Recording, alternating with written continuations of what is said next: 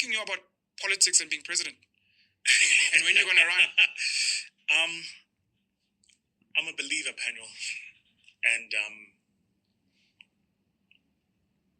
every time in my life I have argued with God, I've lost. Who's Every God? time. Sorry, you mentioned something about a rabbi earlier. I actually wanted to touch on... Yeah, we'll get to that in a Okay. minute. So every time in my life I've argued on Nkulunkulu, I've lost. Every time. Every time. So I have surrendered my life. Some people call it to the will of the universe. Others define it as Allah. Whatever you define God as, it's pretty clear that we are not here by accident. It's the very existence of human beings, what it took for Earth to exist. These 16 kilometers between the surface of the Earth and the outer layer of our stratosphere that sustain all life, all biodiversity as you know it. This is 16 kilometers. It's not a lot. And when you think about the miracle of that, the billions upon billions of us that have inhabited this Earth, the trillions of diversity of species that exist, most of which are still undiscovered to this day. We're foraging the Amazon forest in parts we have not even discovered new species. We're trying to get to Mars when we've not reached the depths of our own oceans. That, to me, I refuse to believe is simply scientific confluence. I think there's a grand plan. We can debate who the planner is. Sure. And if we want, no, Or who they are. Yeah. Or what they are. Can be community. We can debate that.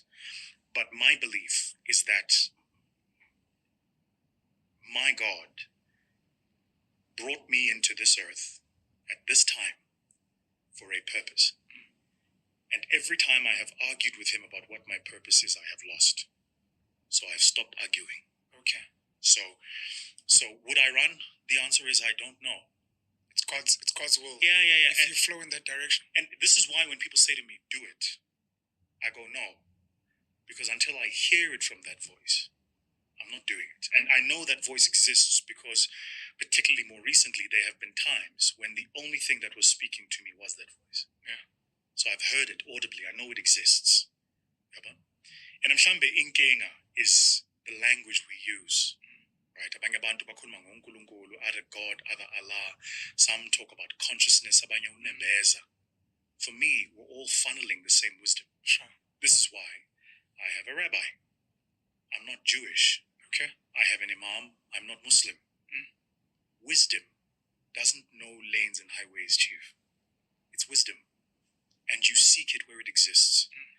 And so when I have questions that are wisdom questions, I go to people who have a perspective that I go, how would you think of this? Right? And I hear from them how they would approach it. Do you go deep?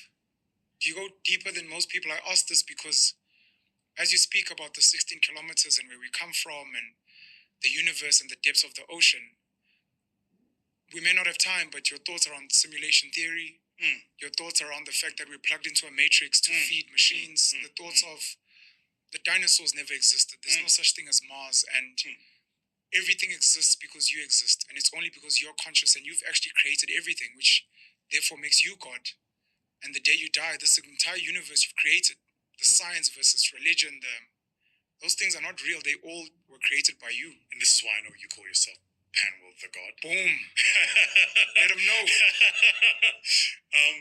And of course, I feel sorry for you, man. Sure. I do. I can only imagine ekhaya, muhle nonkosikazi, how difficult it is